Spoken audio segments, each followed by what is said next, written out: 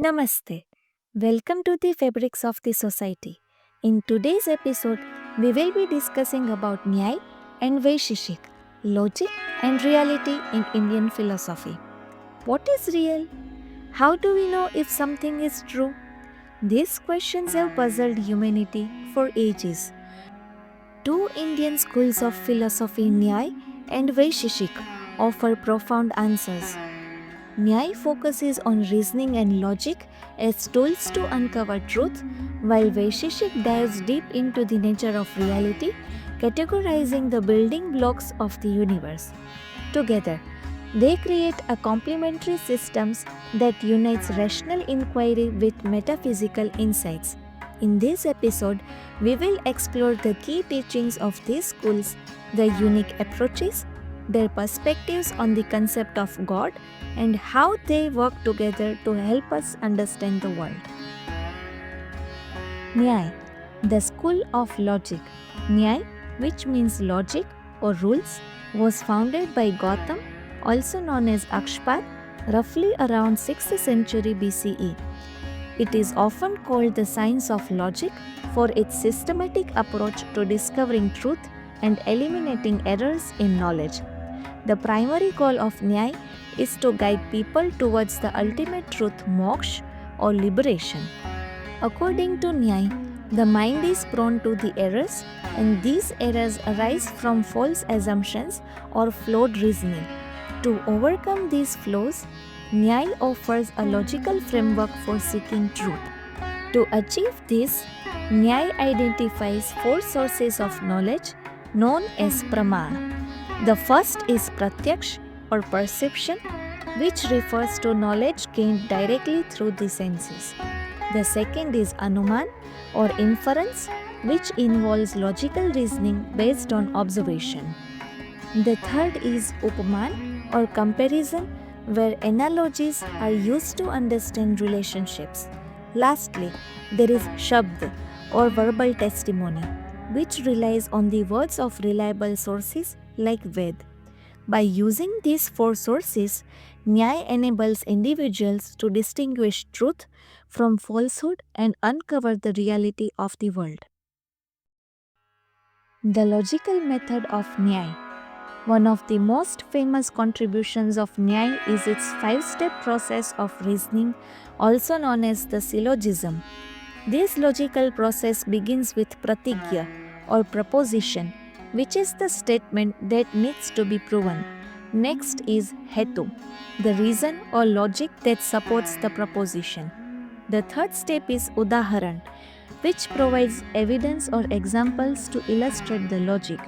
The fourth step is upnay, where the logic is connected to the proposition. Finally, it's end with nigman, the conclusion that confirms or denies the proposition. Here is a simple example. Suppose someone says there is fire on the mountain. The hetu for this proposition would be the observation of smoke. The udaharan would be past experiences where smoke is always associated with fire. By applying upnay to this logic, we reach the nigman or conclusion that there is fire on the mountain. This logical process made Nyaya a critical tool for rational inquiry in ancient India and is still relevant in fields like law, philosophy, and even artificial intelligence. The concept of God in Nyaya. The concept of God or Ishwar in Nyaya is a subject of philosophical debate. The foundational text or the Nyaya Sutra attributed to Gautam does not explicitly affirm the existence of God, leading to different interpretations. Some argue that human actions and natural processes can be explained without invoking a divine being.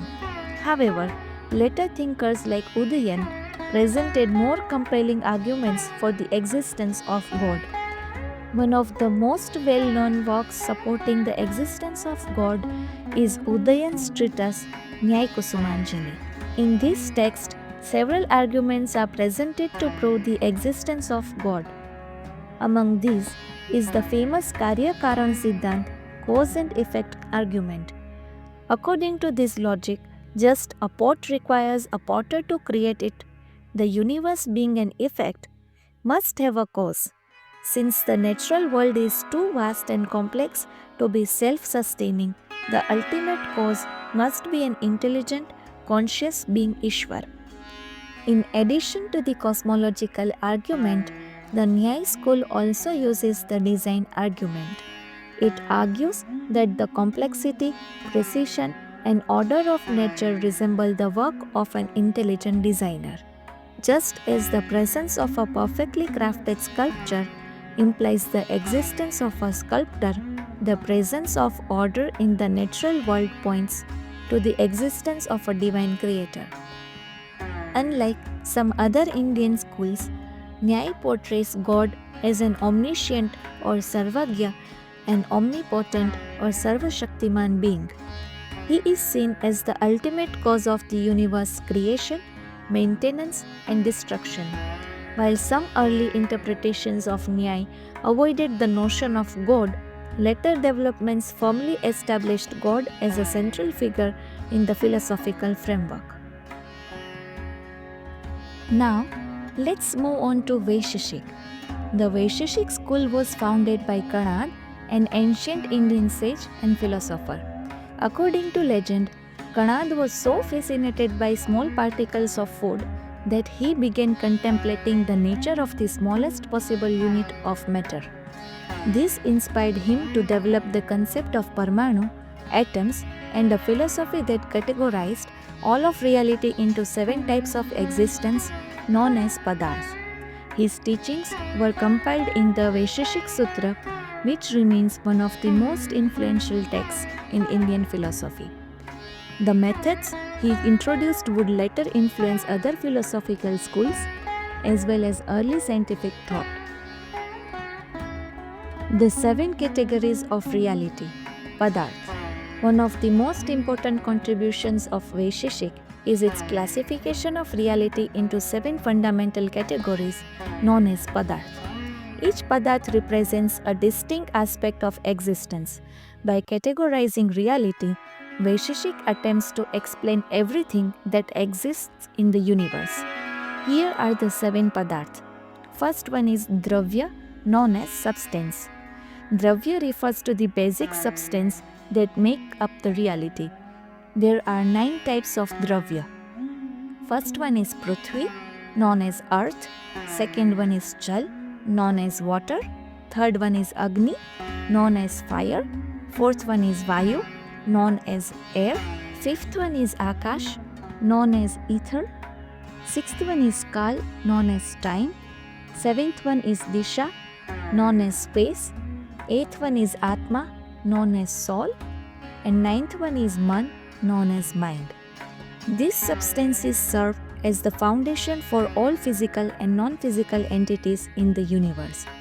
Each of these substances possesses gun, known as qualities, and engages in karma, known as actions.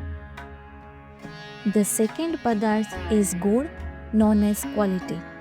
Gun refers to the properties or qualities that substances possess. These qualities help distinguish one dravya from another. For example, color, taste, smell, weight, and shape are qualities that can be observed in substances like earth, water, and fire.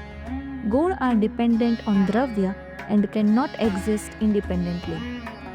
There are 24 primary qualities described in Vaisheshik, including Roop or form, Ras or taste, Gandh or smell, and Shabda or sound. The third padarth is karma, known as action.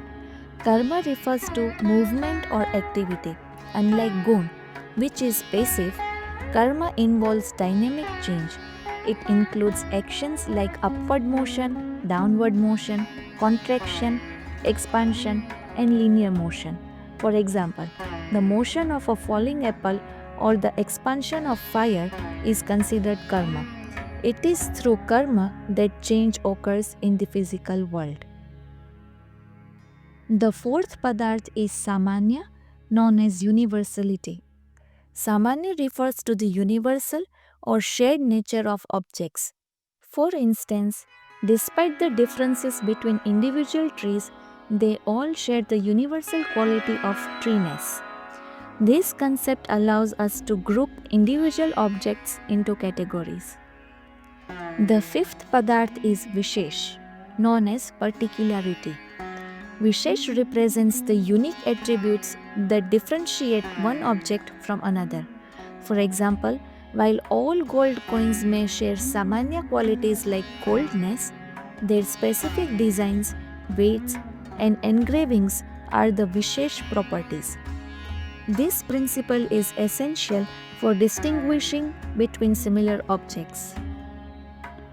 The sixth Padartha is Samavai, known as inherence. Samvai refers to the inseparable relationship between a substance and its qualities. For example, the color of a rose cannot be separated from the rose itself. Gun or qualities and dravya or substances are inseparable through the principle of samvai. Without this concept, it would be difficult to explain how qualities like color or texture exist within objects. The seventh Padartha is abhav, non-existence. Abhav is the concept of absence or non-existence. It explains the absence of an object in a specific location or time. For example, if there is no book on a table, that absence is considered abhav. This concept helps Vaisheshika account for the concept of nothingness and distinguish it from somethingness. Now, let's move on to the concept of Paramanu, known as atomism. One of the most revolutionary ideas of Vaisheshika is the concept of Paramanu. According to Kanad, everything in the universe is composed of indivisible, eternal particles called Paramanu. These Paramanu are too small to be seen, and they combine in different ways to create all physical objects in the world. Each type of dravya, known as substance, has its own unique Paramanu. For instance, the Paramanu of earth are different from the Paramanu of water. These Paramanu combine to form larger compounds. For example, water or jal is formed by the union of water atoms. This concept of atomic combination resembles the way modern science describes the formation of molecules. Unlike modern atomic theory, which describes electrons, protons, and neutrons, Vaisheshika focuses on the idea that atoms have gun or qualities and karma or motion. The concept of motion or karma is key to understanding how atoms come together to form new objects. Without karma, these Paramanu would remain at rest. Now, let's move on to the concept of God in Vaisheshika. The role of God in Vaisheshika philosophy is unique. While early texts do not explicitly mention God, later interpretations acknowledge the role of God as the initiator of movement in atoms. According to this view, atoms remain in a state of inertia unless acted upon by an external force. This external force is attributed to Ishwar, the Supreme Being who sets the atoms into motion. Without this initial impulse, the atoms would remain stationary. God is not directly involved in day-to-day running of the world, but his role as the first mover is essential for the creation of the universe.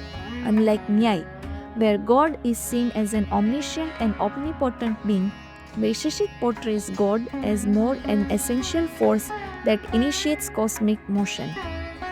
This role of God as a silent initiator reflects the practical and naturalistic orientation of Vaisheshika philosophy. Now, let's move on to the conclusion part of this video. Nyaya and Vaisheshika are a perfect pair. One gives us the tools to reason, while the another provides a framework to understand the building blocks of reality. Together, they remind us that logic and metaphysics are not separate but deeply connected. By learning to think clearly and understanding the elements that make up the world, we can achieve a deeper sense of clarity and liberation. Subscribe to the Fabrics of the Society and join us on this journey to uncover ancient wisdom and how it shapes the fabric of the modern lives. Share your thoughts in the comments. What philosophy resonates most with you? Let's start the conversation. If you like this video, don't forget to hit like and subscribe button. Stay tuned.